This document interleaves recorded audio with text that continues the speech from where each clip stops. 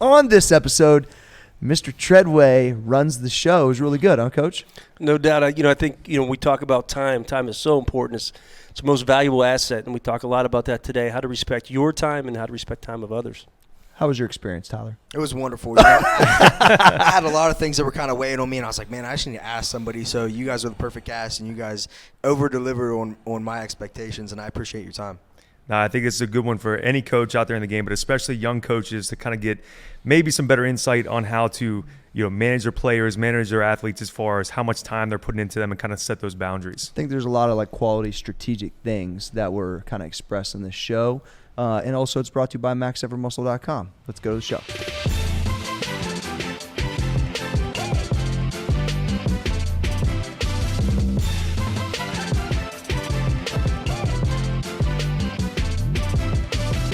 We are live. Coach's Clinic Podcast. I'm your boy, Corey G. Our coaching staff, Mike Deegan, Tyler Tredway, Dustin Myers. Yo. Brought to you by MaxEffortMuscle.com. Tyler Tredway is running the show today. And the next time, we'll throw it to D. Tredway. So basically, I'm like an apprentice of Tredway. Yeah, that's exactly what it is. This is like take your kid to work day. Yes. Tredway, you're the dad. Show me how it's done. Well, Cole is a masonry apprentice to me currently right now because he's building his bricks. That's what I've been telling him, because we're laying bricks in the gym, same type of thing. So you're an apprentice to Tredway running the show. Let's go. Well, thank you for allowing me to run the show. We just went live on Twitter, so. What's up? So let's rock with it. So I've been looking for some sources of inspiration the past couple of days just for certain situations I have going on in my life. And I thought this would be a good opportunity for me to ask the super high level coaches that I have around me. I consider you guys all to be mentors, and you're doing things at the level that I want to be at or to strive to get to. And so when I was, driving, eventually I start to tune out the podcast and tune out the audiobooks, whatever. So I'll turn on music to draw inspiration. There's certain lyrics and certain artists I listen to that I can draw inspiration from. And I turned on this Mac Miller song, and it's called Thoughts from a Balcony. And that made me kind of take a high level look at what I'm going through. And I was assessing the different situations that I'm in and how I can handle them. And I went back to a lot of Corey's articles. Mm-hmm. Because Corey's been doing content for so long, podcasts, audio, just written word, and I picked out a few that I thought are really influential to the situations that I'm in, and I just wanted to discuss kind of what I'm going through and how you guys would handle the situations. Sure. So the first thing is Corey wrote an article called "People Will Steal Your Time." Right? And I think all you guys in your respective fields are at the top of the game. Right, or you probably, you're making us sound great, Tredway. Yeah, you're blowing us up. You guys have achieved a level of success. I know you guys are. You want to continue success. You want to keep climbing the mountain, and you're not where you want to be. But from my standpoint, you guys have already reached heights that I strive to reach one day. Appreciate that. Absolutely, but I know along the way there have been a lot of people that try and steal your time. They see you climbing. They see the positions that you're in, that you've worked for yourself. And maybe they feel bad about the positions that they're in, and they want to achieve that level of success, and they'll try and ride your coattails, and they'll start to steal your time. And time is the most valuable commodity that we have. So what are some situations where people have tried to steal your time, and how do you deal with that? I want to ask Coach Deegan, because he's in a different environment than me. When it comes to your players, though, is that even a thing? Or is it all open all the time? Right? I in a business setting, I'll address that, but when you're looking at straight up your team, is the time, unlimited? Yeah, I would say that. Is that how you think of it? Yeah, no. Okay. It wouldn't be unlimited, because I did about 3 or 4 years ago. I had to set some boundaries with our players as well, which I felt weird about. Okay. But here's what I would say to that. So yes, if there's a big problem, right? And I asked them to try to use. You have to use your filter, use some feel. Big problem. You call me at 1, 2, 3 in the morning. Whatever. But what I had to watch for was the text. Hey, Coach, how you doing? I'd like to talk tomorrow if you get a chance. And that sounds like not much, But what happens is, you work really hard, you get home and you're having dinner with your kids or whatever, and you get that text, and where does your mind go? Now it's on your radar. It's on my radar Yeah. now. And when in reality, you can't address it till tomorrow anyway. Yeah, so I get, so now I have all night now. Now I'm eating dinner going, hey, there's, something wrong with Billy? Did he get this? Is he trying to is he want it transferred? That something, something your mind big wonders when you don't know. Yeah, so I had to, like I said, you're not trying to talk down or be demeaning to people, but had to tell our guys, hey, look, you have to filter a little bit, and some of this can be put in an email. Yeah. We can figure it out, but I said you have to just have some respect for me that when I go home, I'm trying to get away from this a little bit. And when you pop on my radar like that, then now it's going to consume me. And I said, maybe that's because you care. Yeah, because I care. Yeah. It's maybe a character flaw of mine as well. Like some people cannot do that. Maybe I shouldn't check my phone, but we check our phones. So, anyways, I did have to put some guardrails on it, some protecting to make sure that they're not in my head 24/7. Well, and if it's not something that's super major, then that is stealing your time because That's right. it's really not necessary at that time. Yeah, I like Exactly. that. What do you think, D? Well, I'll talk about it maybe from a social media standpoint. I think it's something that a lot of coaches watching, or whether you're, kind of a fitness coach or a sport coach, whatever, if you do content on social media, you've probably run into this. So, a big part of the purpose of using social media as a coach, number one, grow your business, grow awareness or whatever, but you want to help people, right? You want to coach people. You want to help them kind of transform the way they think, the way they train, stuff like that. But what can happen is people start to think that you're always accessible. And I know you deal with this a lot. I deal with it a ton too. And I've been ultra accessible for a really long time. Right, and that's part of the appeal. It is, yeah. And so I never want to tell people like, hey, I'm not willing to help you. But sometimes you help someone, and then you next know, like, hey, this guy's DM'd me 4 times today. And maybe one of them is something I really need to help them with that might pertain to, a program of mine that they're using or whatever, something that only I can answer. But then when they'll say like, what's the benefits of coconut oil? I'm thinking, well, Google can answer that better than I can, right? Yeah. Facts. So, that's the awareness of the ask. That's the awareness of the ask right there. So people will try to steal your time when it could be easily answered by Google and probably better, more thoroughly answered by Google. But they think, and I get it, it's because they're looking to you for advice. They trust you. But I think, that people need to kind of understand like what they can ask of you and what they can't, and what they can look to you for and what they can't, So ask me the detailed stuff, but don't ask me the Google stuff. Yeah. Because I might have to Google it myself before I answer I you. think that's actually great advice because as a person, you should try to uncover as much as you can and then go to the professional for that killer question, right? So like if I'm working, like when I used to ask Louis Simmons a lot of questions, I would do all the other research that I knew was like wasting his time. But then the pinpointed question I really needed to know, then I would ask. Because then it's like, oh, okay, you already did your research. Well, he's going to be more apt to help you. Exactly. Because he knows that you understand the stuff around it. Yes. I want to know that the person is about it first. Now, that might be a little different maybe with the team, but maybe not so much, right? Hey, coach, you know what? I did this drill. This still ain't working out. Can I get 10 minutes? I would say the other way, too, is did you talk to an older player first? Yeah, there you go. Because they could have maybe answered a lot of these questions before you text me at 8 o'clock at night. So that's exactly right. I and that to me increases credibility. For sure. If someone comes with a really thoughtful question that kind of makes you go, that's a different level than, all right, like you said, you can probably check Google on this one. Because I think a lot of people, sorry, D. No, you're good. I just don't think people value their time. I've realized that, like, as I got busier in my time, especially when you have children, it goes up even more, right? And even when now people are like, yo, I just got this email this morning, a guy that's super motivated. He's like, gee, when can I get on the phone with you for a half hour to talk about the programming? And I just said, look, man, I'm really sorry. If you have some questions, you can email them to me, but I just don't really do that. It doesn't even matter what the cost is.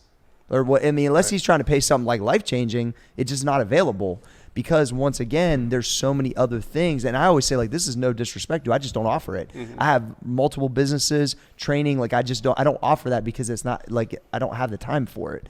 So that's hard for me to say though, because like you said, D, everything we've done has been accessible and about helping, but I had to put that boundary that I knew, one, I wasn't going to do a very good job on a regular basis if I did have one-on-one, and two, like, for me to find that time, it just doesn't feel right at this point in my career.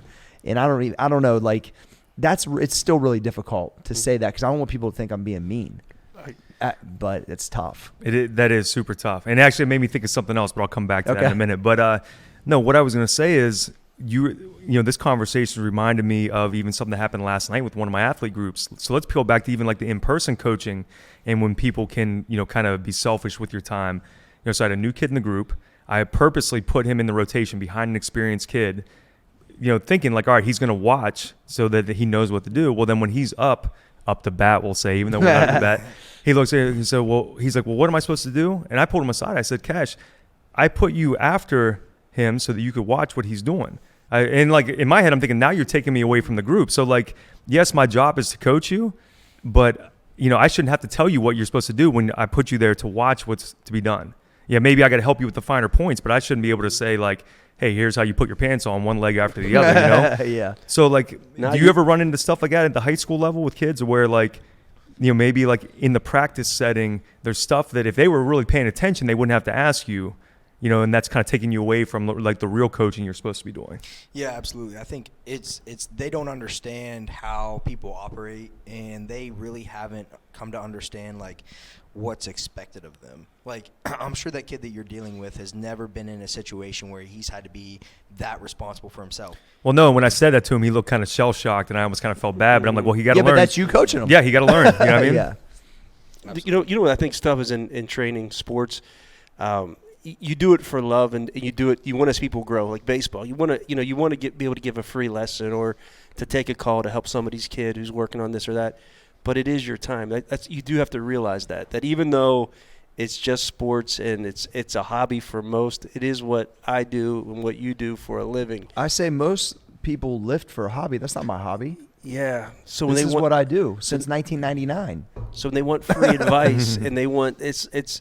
Boy, it's just such a fine line. It really is, because I mean this.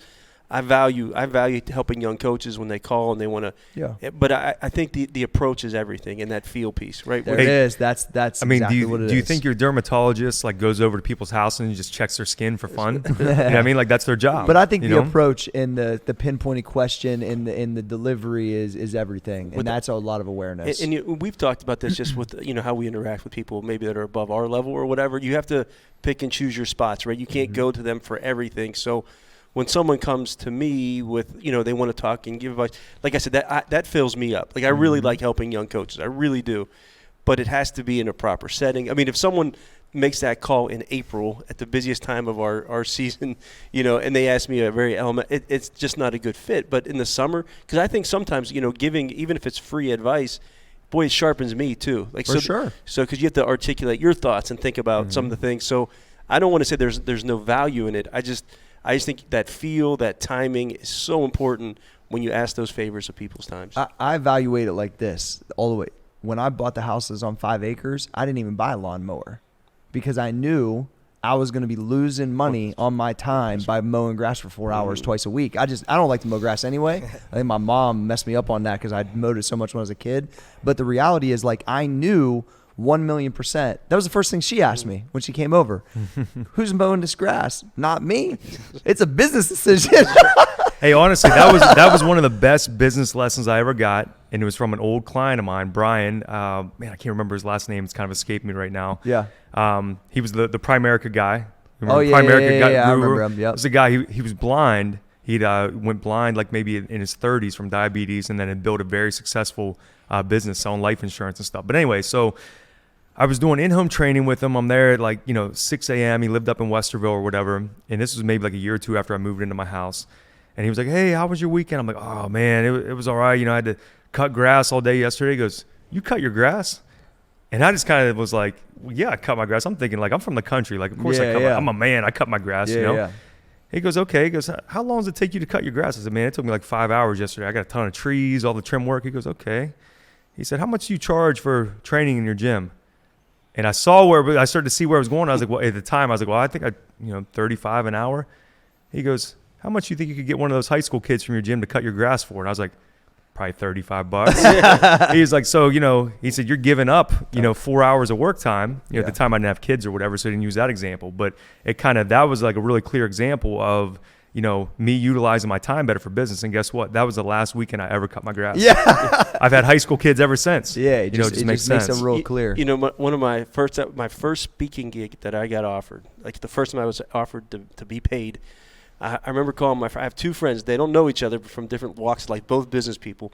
And I called him and said, hey, I'm getting paid $300 to speak, $300. Like, and it's maybe a 45-minute speech. And you're probably juiced up. So yeah. Well, these two know each other through me. They connected with each other. So what are we doing? Like someone needs to intervene. Someone needs to slap him. And right. And so I would take all. And so I have a friend now that handles all my stuff because he's like, you'll do it for free. And he had to smack me in the face and say, hey, you know, every time you leave, Lowry has 4 kids that she has to watch. You're not around. And so while you think you're doing this nice thing, you're actually punishing those that are closest to you. And that really hit me because I didn't grow up in that business mindset. And so you start thinking about your hourly worth and you start thinking about, okay, when I am gone, like other people are feeling the brunt of me being away. So, you have to always calculate all that. And okay, every time I go away, like someone else is taking the hit for this. So anyways, I learned a lesson just like you learned a lesson there. Well, and I think that I've gotten even worse as I got older because I understand it more and more and the things that we've been able to accomplish as a team and where things are going. And I think like, am I really spending time on this when I could be spending time on that or throwing a football with my kid or whatever? And so I think that I've even got somewhat meaner about it because of it. So because I understand it to such a degree. So it's. And one more just off the feel piece. So I have a really good contact, and anyways, I'm really cautious on what I ask. But I asked for something. I think I may have crossed the line one day on the ask, not in a big way, but it was. He goes, "Hey man, you got to realize that this is my life's work. Like what you're asking for is I've put a lot of time, and I could throw this information behind a wall and charge $50 a month and make a ton of money. So." I think you have to keep in mind, too, when you ask like for something for free, or you have to keep in mind that someone may have decades and decades of work that has went into that you're trying to jump. People want to help you jump a couple steps, but they don't want to give you the whole steps. The whole steps. But that was, I think that's, as people are listening, just be aware sometimes. Sometimes I don't think you think that. You think, Corey just training guys, these just training guys, but no, this has been a lot has went into this moment, right? And they're not just asking for that half hour of your time on the call. They're asking for all the legwork you've put in over the years. Yeah. All the people you've had to learn from, all the talks with Louis, with Serrano, whoever. Yeah, that hit me though. That was a chin check, even at a later phase of my life but I'm always very mindful of it. But maybe on this time I may have crossed that line a little bit. It's good awareness. Sometimes you got to shoot, Yes, Tredway, exactly. Tredway, you just killing the show, bro. What's next? Yeah, so we kind of already talked on like where I wanted to go with this because, I think it's really hard for people to say no. Like we all got into coaching for a certain reason. We all want to help people and we want to give our time to people, but it's really hard to say no. And one of the things I'm finding is it's really hard to be honest with people. Okay. So I'm really bad about lying. Well, that's probably a good thing, Tredway. It's a character. Well, you just said you're bad about lying, but it's hard to be honest with people. I think it's a conundrum right here. So like if somebody, for example, there's a fork in the road, Tredway. So somebody will ask me a question. They'll be like, "Hey, I really want your time to come do X thing," and I'm thinking like, A, I don't want to do it. B, it's not worth my time to do it. Yeah. And C, I know if I tell you the truth, you're going to be really, really upset. Because if somebody asks me to do something that is not worth any of those, I assess the situation and I'm like, I don't need to do this. If I'm honest with them and say, hey, I don't want to, I'd rather sit in my house with my with my girlfriend and my dogs and watch a movie because that's how I'd rather spend my time. And Corey talks about you spell time LOVE, like things you love and showing that love to people. My time's just better spent sitting on the couch watching TV with them, and that's really hard to tell somebody hey, I don't want to go do this because I'll make up something I'm not feeling well, I have a prior I must have done a engagement. good job of this because people don't ask me to do shit anymore. Right. Well, here's what I think probably the mistake maybe you make or maybe a lot of guys young in their career make is when you feel like maybe in your head that, all right, I know I'd rather just sit on the couch and watch TV with my girlfriend, but part of you feels like that's not a valid excuse, so you won't tell them no right off the bat. So you'll kind of be like, we'll see. Or maybe you kind of almost lead them on until it comes time to where you got to really either commit or not commit. And then you say, hey, you know what, I just can't do it. You're better off just right from the get-go when that gut feeling is you don't want to do it, just say, you know what, I don't have the time, I'm not going to be able to do it. Yeah. Because if not, then it gives them that little bit of hope and expectation that you are going to. So remember that your reason whether it's watching TV, going out to dinner with your girl, whatever, that's still a valid reason because it's what you want to do, how you want to spend your time. Well, and you can flip it too, but you know what? We can do that. So if it's from a coaching standpoint, think about the players trying to take, you're like, but hey, during this time and window, we can get all that done. Yep. So it's like, I think during that's the also, allotted practice hours. Yeah, there you go. I think that's part of the boundaries, though, is kind of my point. You know what I'm saying? Yeah. Yeah, I just think it's really tough. Like, you just described it perfectly. Like, it's really hard to be honest with people because you know you're going to hurt their feelings. Like, if coach asks me to go do whatever, like go over something, and I'm like, hey, look, Deegan, sorry, I'd rather sit at home with my girlfriend. It's like, then he feels bad because it appears that I don't value his time. Well, you remember, you don't have to give them the reason either. Yeah, You know what I'm saying? yeah. But time out. Are we talking about how I asked you to give Jack soccer lesson in the spring? Yeah! Because if you're trying to tell me something, just say it. No, not at all. I'm gonna flip Because it, I already though. told Julie you're going to, so you're locked in. I'm going to flip it, though, to the direct answer back that they don't like, which is in the scenario I think we'll like run into more potentially as coaches, is where they're asking you about something and you're going to just tell them direct and they're not going to like the answer. Hey, you're just not working hard enough.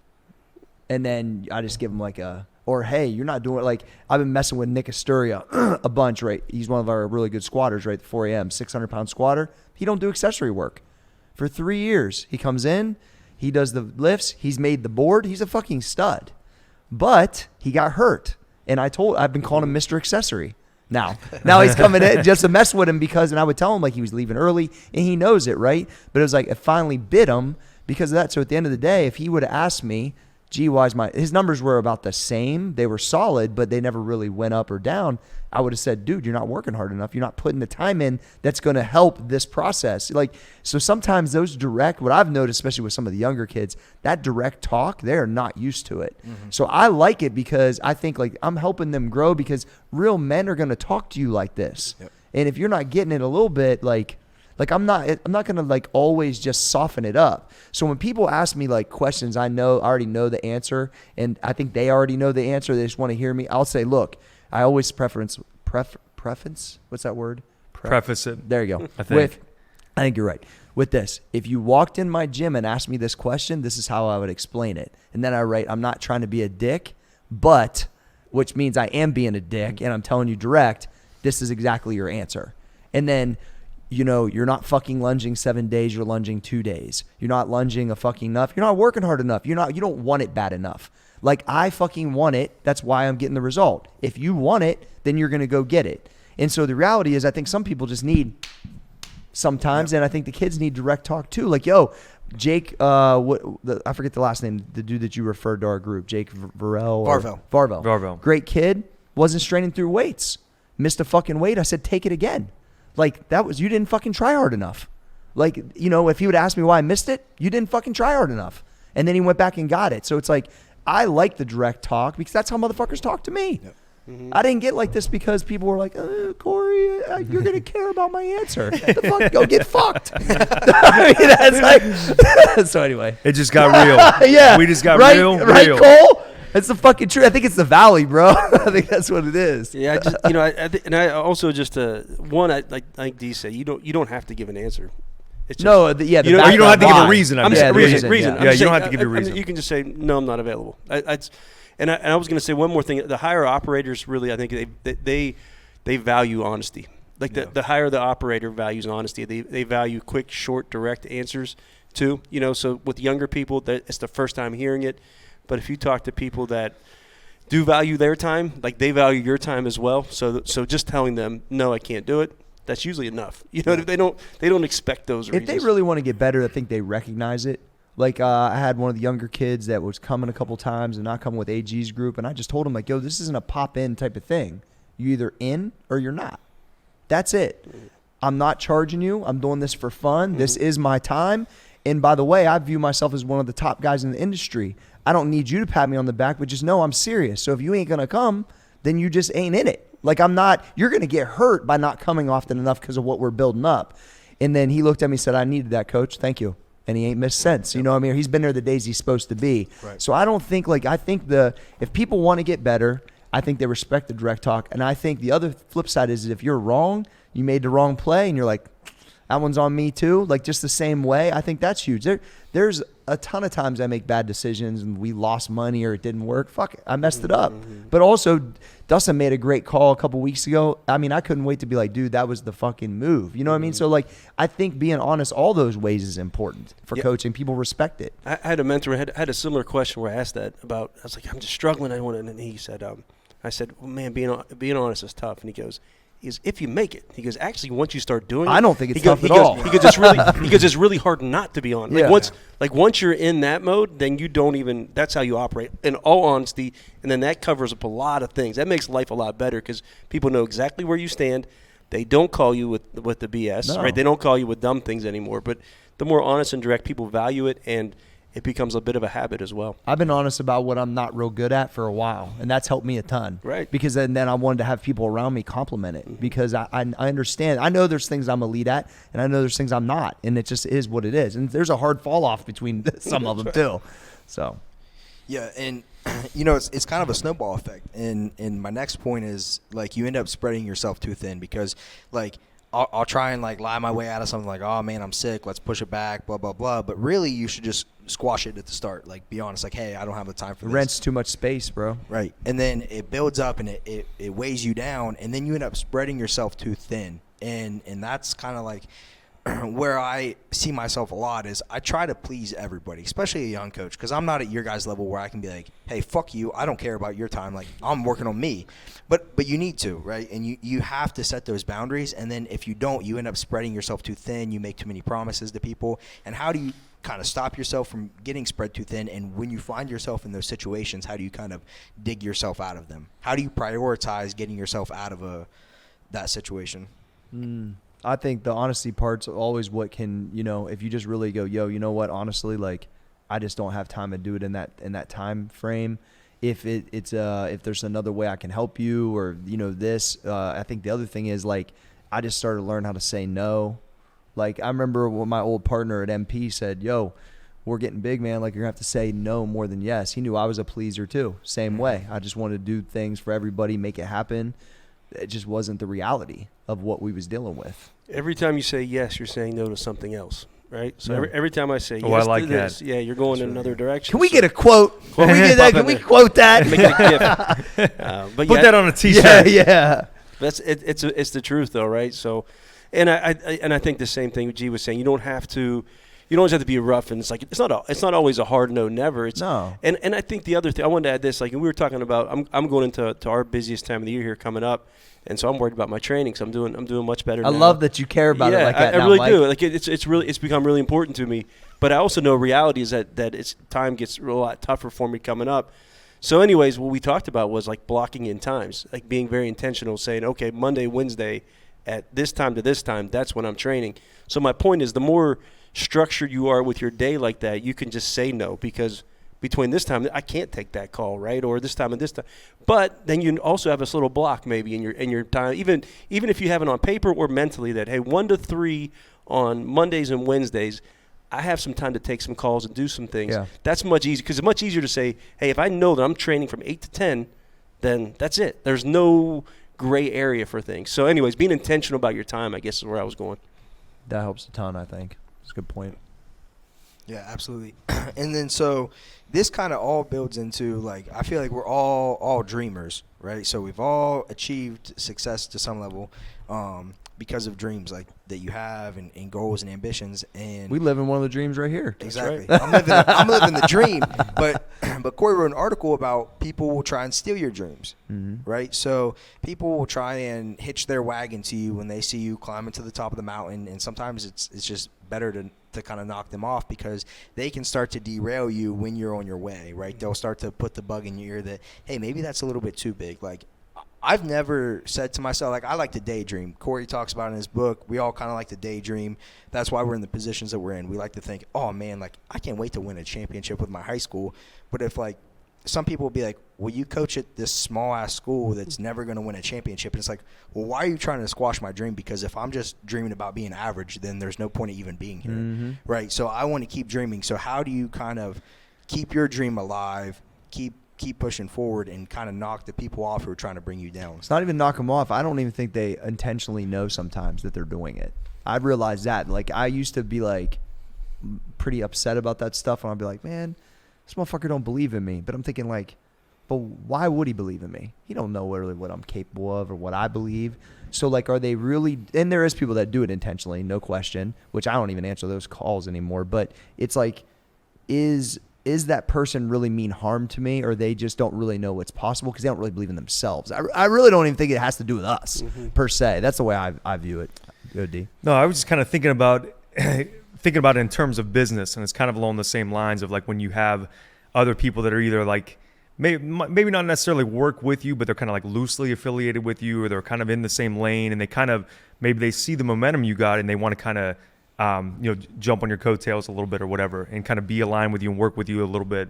I think the problem can be, though, you got to look at all these people and say like, all right, are they in the long run, are they kind of adding to what I'm doing? Do they bring something to the table, or are they really just like milking off of what I got going on?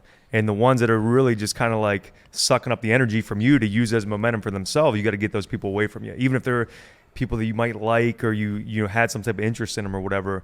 But if they're not also contributing to you, then like it's wasted energy for you to contribute to their career to further. Yeah. So you got to kind of like pick and choose who you whether it's another coach, another trainer, another business, whatever, who you kind of loosely align with. Yeah. Yeah, I'm just thinking about I think most people don't have horrible intentions. I don't think that. Like you said, agree with that. They doubt themselves a lot of times. So I think the clearer you can become on where you want to go, sometimes that outside noise doesn't really even it doesn't hit like it used to hit. You know what I mean? Like, because it's really hard to achieve at the level that we want to achieve at. So most people are they're trying to protect you by saying, hey, I don't know. Yeah, like, a lot of it comes from that. They are trying to protect you. I've done, but if you're clear, like, because if you can really see it out there, and that seems a little esoteric, but I mean that, like, if you can really see it, it's like, all right, I know I'm on the path, and now I'm moving. And then people will jump in and say negative things, and that's okay.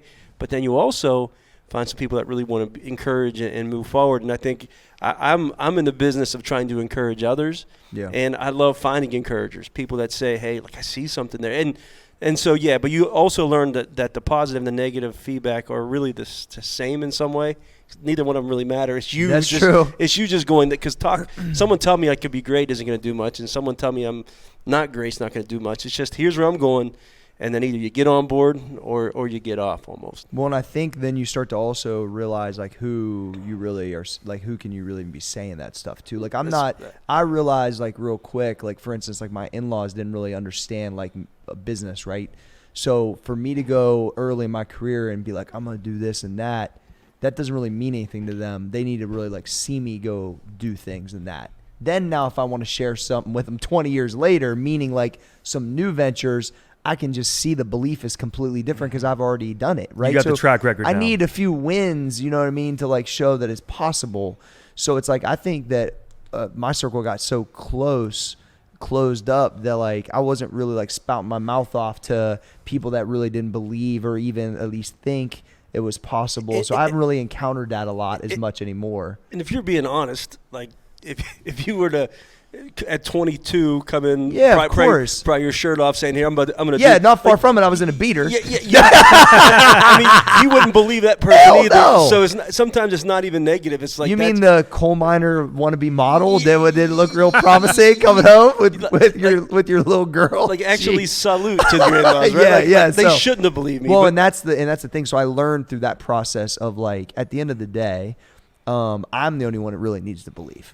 And my wife needs to believe. And even if she doesn't get it, she's not going to then shut it down. Mm-hmm. She'll just remind me of the time involved. Mm-hmm. Like that's her thing, because she's trying to protect the family time. So she's always going to say, how much more time is that going to take away, Corey? You know what I mean? Like, remember, like, it's not about stuff anymore. You know what I mean? Because we're way past that phase for a while. So it's like those reminders are key.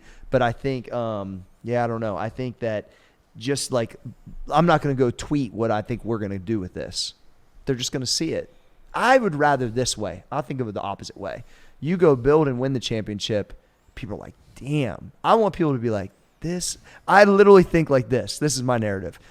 I got the people that love me and the people that hate me. The people that love me are going to be like, there's G again, killing it. He's a hardworking guy. He's got good vision, whatever. The people that hate me, this motherfucker. Mm-hmm. Him again? Him again. He ain't going nowhere. Nah, man, I'm hot again. Get ready. like, because I'm still working. So it's like, I'm not going anywhere. I mean, I've been doing this for 20 years, and until I'm done, I'm not going to be done. But you know what I'm saying? Like, it's just going to keep going because that's what we do, and get better and get bigger. And so, like, you shouldn't be surprised. Well, I think the more wins you rack up, you start to feel like the less you got to talk about the lead up to them. Yeah, I don't have you to talk at all. You don't got to talk about the playoffs every year if you're in the championship game. Nope. You know what I mean? I'm Exactly. sure Nick Saban probably don't talk about game one that he much. just expects to win the championship. Right. We expect to win. The things that I'm saying, even with like podcast related, like I've already lived part of it, so I already know it's possible. And then the setup is so much better, and the talent is dead on. It's like, it's just a matter of time. So it's like, I don't really feel like I need to say it a whole bunch, except for the guys involved. You know what I mean? And as we record this, the Nick Saban thing is really relevant because he lost in the They lost in the championship game, but he went viral for how he handled the loss, Which was awesome. by telling those guys. So my point is, he's so confident in himself and confident. He knows he'll be back next year. Yeah, like where dream crushers will say they got beat, but it doesn't even like it's not even on. He's coaching that press con. He's coaching already right there. Yes. He's that's him getting buy-in from his locker room right there already. Lose that game and he's moving forward. But I think that's something else. Like you start stacking wins, then you don't really need even if you fail, quote unquote fail. It's not that big of a deal. Like it's because you're just going to rally and do it again, right? And rally and do it again. And but when we walked in today, you mentioned to me you said, hey, about 3 months right now, just watch what happens in the next 3 months because everything's lined up right now. And so that's me chirping as a peer going, hey, I'm showing you what's coming, Mike. Like I can feel the momentum, whether, and to let you know, like, because we were talking about lining everything up, right? Mm-hmm. And everything's starting to line up and to show like what's possible. Mm-hmm. And so but I wouldn't go tweet that to some random, to allow myself to get negative and positive. I don't need the positive. I'm about as positive as it's going to get. You know what I mean? So no one's going to then inflate me for the amount of confidence I've been trying to build to try to get here. That's right. So it's like, and I know early in your career you want more of that type of stuff. Oh, I believe in you, Corey. Go start the gym, whatever. Like, I mean, I even remember back in the day, like our friends were so young, they didn't know what I was doing. My family had no clue what we were doing. When I started the gym when we was 20. I'm gonna go on record as saying when Dustin you, did, yeah. I was gonna be working with you. I didn't believe in you. Yeah, because I was 20 years old. I'd never seen it happen before. Yeah. I remember thinking like, you took out a small loan from our roommate. I thought, geez, gonna lose Juice's money. This ain't never gonna work. But it's because I'd never seen it, and you had no track record at that point. Zero track record. You believed, but no one else believed yet. Well, and I was figuring like I ain't got a bunch to lose, so fuck it, let's try it now. Lose Juice's money, not mine. Yeah, exactly. Hey, and I asked him for 1,000, but he spent 100 at the club, so I got 900. I remember he wrote it on a napkin. I wrote it on a napkin. That was my IOU. I'll get you 1,200. I mean, dude, amazing. Born hustler. But that's the thing is, though, if Dustin would have really sat down with me and said, gee, and had his concerns, it still wouldn't have stopped me, even though I respect his opinion because it didn't really matter. It probably would have meant like I'm not going to get to work with you. Yeah, exactly. So how do you guys then, I guess off that then, how do you balance being an encourager, helping someone now that's on the come up? Do you try to watch your compliments? I mean, are you careful with how you pump people up? Yeah, because I mean, here's the thing: is like I don't want to pump someone up if I know that they're going to fail. Mm-hmm. You know what I mean? But at the same time, you don't want to crush someone's dream.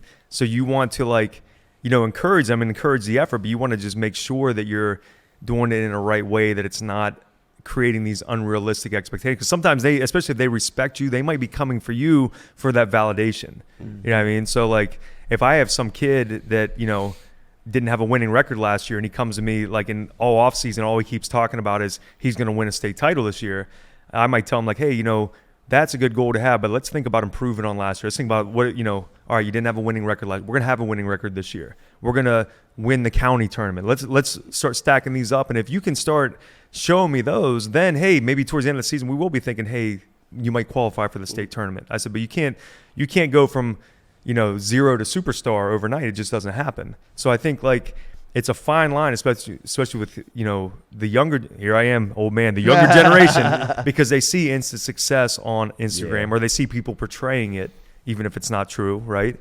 So I think you have to be careful in like encouraging them, but also making sure they kind of set, realistic goals, It's backed by work, man. Yeah, it is. If I see the work, then if I see people working and I see promise in them, I'll tell them you could be great.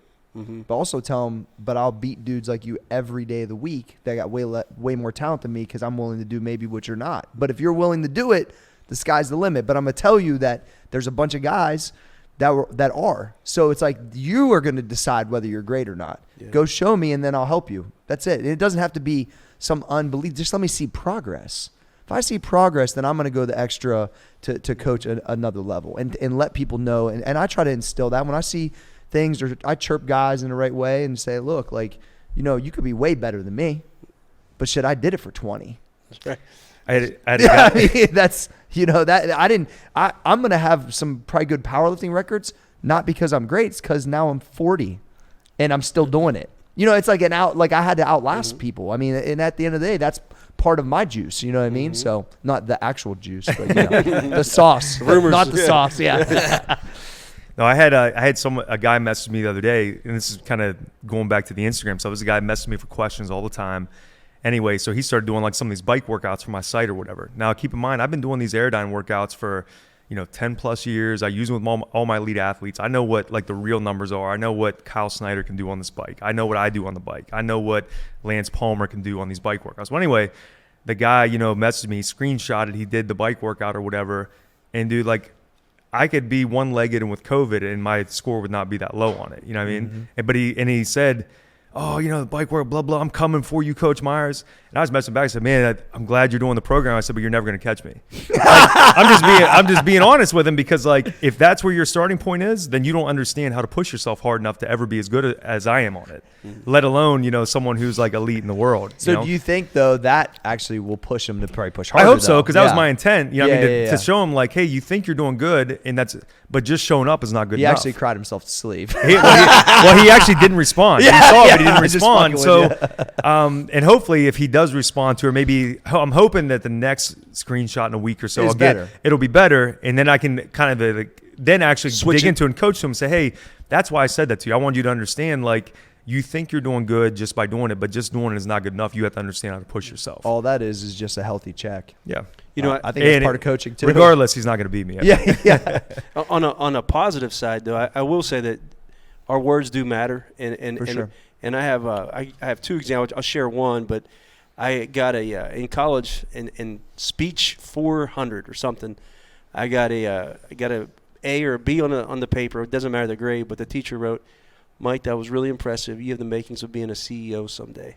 Ooh. And I had, and look, so I'm not saying it as a brag. Well, maybe it was a little bit of a brag. Yeah, it's all right. No, but it was more. I never thought of myself anything like that. I'm not from that. That's not. Yeah. I never would have. But to hear, but she heard a leader, be a CEO. I'm like, whoa. So, anyways, that changed the way I walked for a little bit. That changed the way I moved, and so I think you have to be strategic. And the guy who is not anywhere near you can't you can't do it there. But when you do see something, sometimes I can tell you that's 20 years later, and I still remember that note. That helped change the perception that I had of myself. You know what I mean? And so if we can be strategic about our words and looking for those moments, because I can tell you from experience that really changed me. Mabry O'Donnell speech, whatever it was. You viewed yourself a little bit different, or the possibility. No doubt. I like that. I'm thinking I got to go back and I'm going to work at UPS, or not that there's anything wrong with that, but I thought I wasn't going to be a CEO, and not that I'm a CEO now. But anyways, it really helped me. Sometimes you are of your own baseball. That's right. I mean, you are the CEO. That's right. Now, sometimes it helps to hear it from someone else first. For sure. Because then maybe it allows you to say it out loud. At first, you might say it, but you're almost kind of embarrassed to think oh, I want to be a CEO someday, because it sounds so ridiculous in your mind compared to where you're at that moment. I say that shit on purpose for people, D, because I think they need to hear it if it's actually true. Right. Yeah, you can't feed them a pipe dream, but I've done that shit to you a bunch off and on. Oh yeah. And you know what? I honestly, I always want to go back to her and ask her if she meant that. You know what I mean? Or if that was just that might have been a real thought. What if she said she meant to type C student? Yeah, and autocorrected to CEO. I think that's the one I got. and that's an even more powerful message, because if I'm sure she has no recollection of that. But anyways, it's pretty. You'd cool. be surprised. I bet she does. Mm-hmm. Yeah, that was really impactful, obviously. I wrote her a note a long time, about 5 years ago, and thanked her for that, because that did change me. So I think one of the things that was because of my belief in some early wins, I think my optimism has always been really high. So when I would see, especially people close to me like Dustin he was like a few years behind me, like in the business, because he went to 4-year school when I was out, or, in 1 year. So like I had already seen some things like catch momentum, and then I saw how great I thought he could be, and especially in his niche, which ended up happening is like I would try to feed some of that to let him know, and I've done this with a bunch of the guys in the crew too, to let them know like, yo, this is like, it's hard sometimes to believe it's possible. I think that is the biggest thing. And I know it's possible because I've been living it forever. And so I can tell when people need that. I've done it to you a bunch still. Yeah. So it's like, and I think that's one of my gifts, actually. Well, I think, thinking back to my situation, 10, 12 years ago or whatever, I was starting to kind of develop a niche for training wrestlers. But at that point, it's basically high school wrestlers, and I trained one big timer, Tommy Rollins. So I think maybe it was like in the back of my mind, like, wow, it'd be really cool if I could train all these big time wrestlers. And like guys came to me, but you were the first one to say it out loud, said you're going to become the greatest strength coach for wrestlers in the country. And once you said it out loud, like then it didn't feel ridiculous for me to start thinking along those lines and to eventually say it. But it took you saying it out loud first, because before that it was more just like a fantasy almost, like, oh, that'd be cool if that happened. But whenever you think like that, it's never going to happen. And I think for people in our demographic, it's even more important, because I think that's the advantage of if you have family that are leaders in business or leader in sports or whatever. Like you see that every day, that's possible. I think from my background, I'm assuming your background is like that wasn't necessarily right in your forefront. So it's almost how could I even be the best wrestling trainer in the world? Like how would that even look? Or how could I even be? I don't know a CEO. How could that?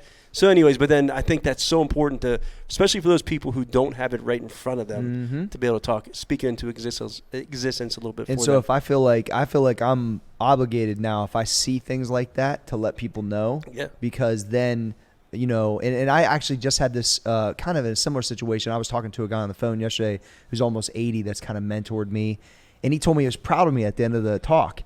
And I was like, and then he it's funny because when we interact like peers, but he's not my peer. He's definitely like way higher, and he's helped me a bunch.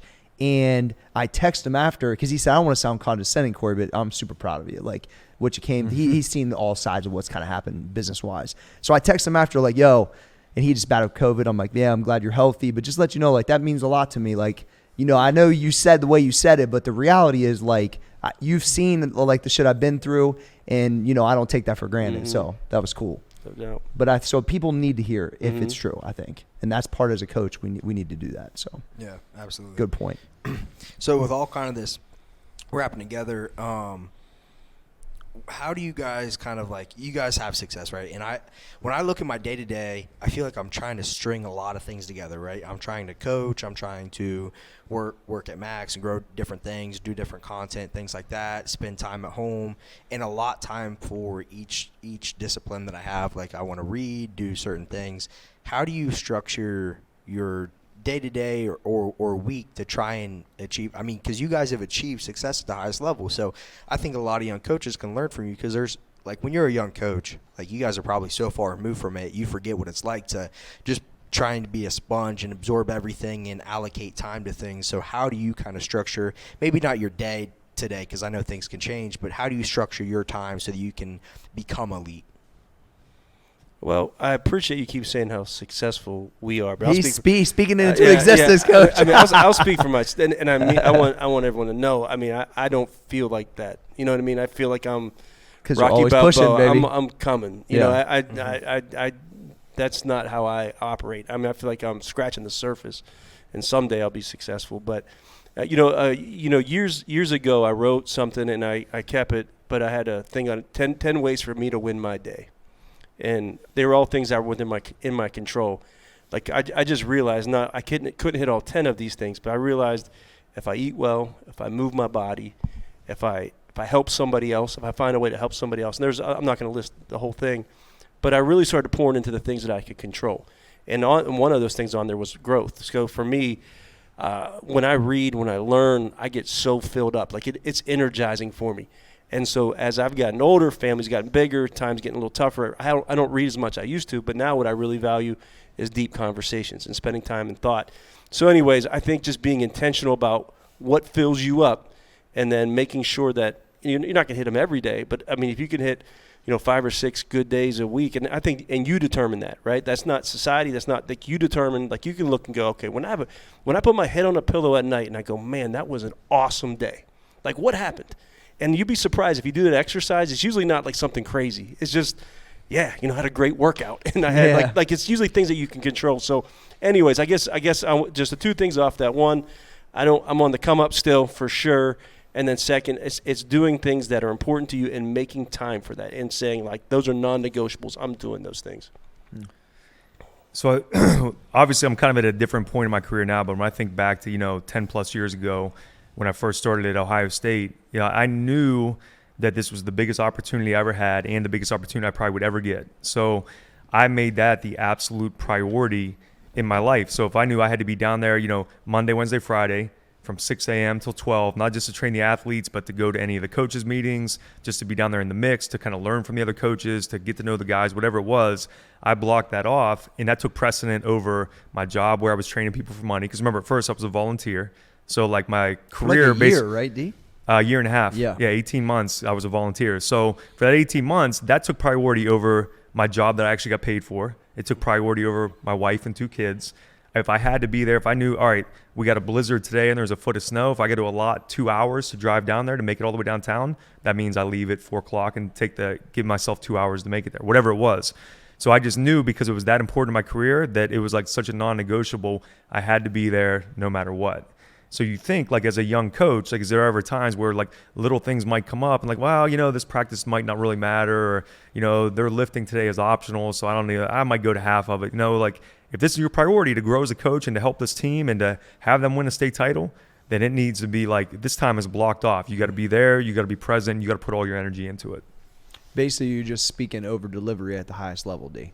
Because that's what it takes. Well, you have to, yeah. Yeah. Now I was 10 minutes late for my workout for D Bell today. Sorry, D, but the reality is, though, I remember during that time when you were doing that, because you were like, going away from the place where you're making actual money. I was losing money by going there at that time. For sure. Yeah. For the potential opportunity of the future money. Correct. And in the opportunity to coach, super elite people, which is hard to even get in. So it's like, but if you're not willing to do that, your path is completely different. Yeah. I mean, that's just a fact. When those opportunities come up, I mean, obviously my situation worked out, but you got to have the endurance to stick it out. Like, to do that for 1 week is one thing, but to say I'm going to do that for 18 months with no promise of anything on the other side, I mean, it takes endurance. So it's just like anything. Think and Grow Rich, 3 feet from gold. You know what I mean? You give up too early and it's right on the other side. That's exactly it's like the if you picture of the guy with the pick under. Yeah, if you give up at month 17, you don't get to 18, and then that's the change. It's kind of like us doing the show, right? I think we all believe in it, and it's like, what's the time involved now? Mm-hmm. Reps, get better, offer value, consistency. And it's just like, you believe that eventually it's going to turn over. And I think if your goal is to win a state title, to win a national title, right, to build these businesses and things that we're doing, you just know, I signed up for this. I'm going to do what it takes, not just today, but tomorrow, the next day. Like, if you're really about it. And I think that's the other thing is, like, if you're really about it, you'll go get it.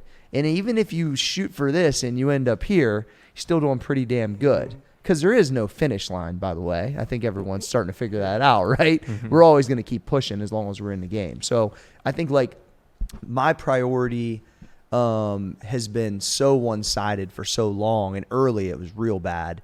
It's gotten a little bit better, but the reality was, I think that's why I was necessary for me to get up so early. I think I require that much craziness, and I have to get it out of my system just to be halfway normal. I'm just going to be honest. That's just what it is. I don't even really like conditioning at all. Dustin knows this. Like, I wasn't a guy who ran, or I would play sports, but like lunging I like, but it's mostly because I get to listen to audiobooks.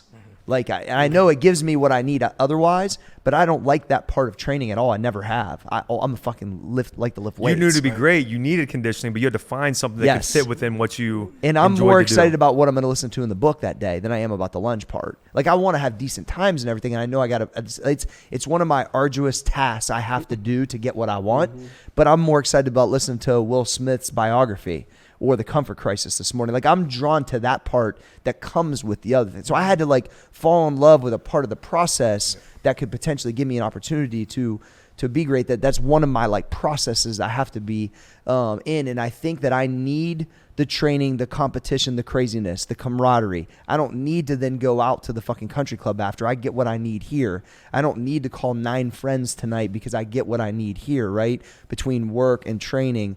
And so if I tried to really wrap all that stuff, that if I stayed consistent with it, it would all be in line. And then when I do get home, I can try to be, because you can't get some type of level of success and not being half crazy. I know you guys, every one of us sound that way. That's just what it takes. I just don't think ultimate balance really exists to get there. I think it's virtually impossible. No, right? No you doubt. know it, Mike. I saw you when I came to one practice. Yeah, no. I saw Coach Deegan in his element, and and that's hard to turn off when you're going home. It is. You're talking about getting done at 10:30. Yeah, like I'll say, to me, I think work-life balance is the most overrated thing I've ever heard. I don't know how you can do it. I say work-life integration. So there you go. I like that. And I see you guys doing it now here. Like, with our kids coming and stuff is amazing. So I think that's when you start. To me, that's the beauty of being a coach, that you can get your family involved. But is it ever going to be balanced? I mean, things are about to get there's no way. And I was going to say something off of D in both of your comments. A big red flag for me is when I hear younger coaches, especially in the collegiate level, they'll talk about their hourly wage. Oh, we broke it down. We're only making 9 cents an hour. This is crazy. We can make more money doing A, B, C, or D. To me, that's a bad sign. It's a bad sign because they're not going to be willing to put in the time and energy, and they're staying too short term. They're thinking like right now. But there's a guy that went for 18 months not getting paid with 2 kids to do what he was doing. It's just nuts. It happens. We all go to that mindset sometime.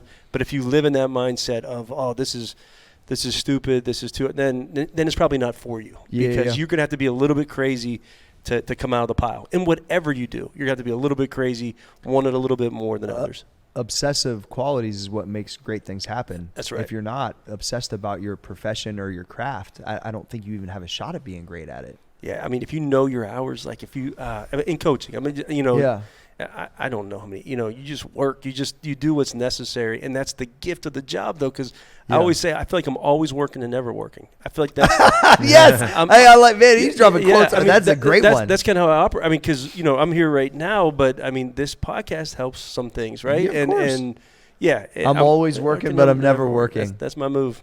I like that. That is really good. You've dropped 2 T-shirt quotes today. Make sure put them out there. Yeah. Catch me at max effort. Yeah, that is so good. But I'm always working but never working. They don't see the vision, right? So when you're breaking down like, oh, I'm working this many hours and I'm only making this much money, like you don't see the vision of where things can go. Like a lot of things you have to do. No one that's saying that's building a championship team. I'll just tell you straight up. No one that's saying that's building a championship team. You're not going to hear me say stupid shit like that. I would never.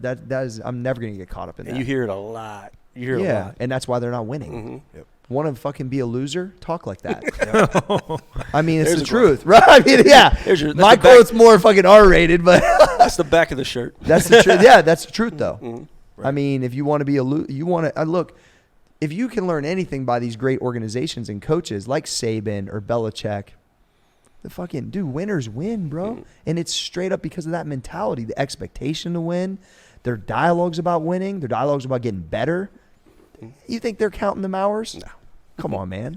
Because I know, like in recruiting, tons of hours, lots of extra messages. Going like, no one's evaluating that time on your paycheck. Or they'll say things like, and like I said, people in the coaching profession are guilty of this. But if I was at a Power 5 school, I'd work harder. Or if I was like, no. That's also limiting. You got to make the big. Wherever you are, you got to make the big time right there. So if, a high school soccer coach, like that's the big time. If you can't show it at high school in D3, how the hell are you going to show it at D1? And out of here. And what I've learned is that nobody cares. Like as far as first of all, nobody cares. But they a big league manager will admire a high school coach just the same as a manager. Yeah, it's respect. It's respect. If you're working hard, if you're putting the time in, if you're adding value to people's lives, people respect it no matter what level you're at. But when you get caught up in, if I worked at Vanderbilt, then I'd work that hard too. It's like, no, you wouldn't.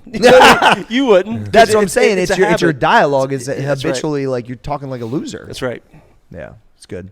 Yeah. Anything else, Tredway? No, I think what you guys have provided me today is going to help me in a lot of situations, and I think it's going to help a lot of young coaches in the situations because I think they're probably dealing with stuff that I'm dealing with, and they don't have the star-studded cast that I do. This fucking guy. To be able to ask the questions too. What's he going to ask Can later I today? can I stand on a cloud the rest of the day? I mean, jeez. Speaking greatness. Yeah. Nah, but you know what though? Also, Tredway, what I like is you are asserting yourself in this the same way that that Dustin was talking about, like the over delivery part, right? Because you're seeing the opportunity. You're the younger guy on the staff.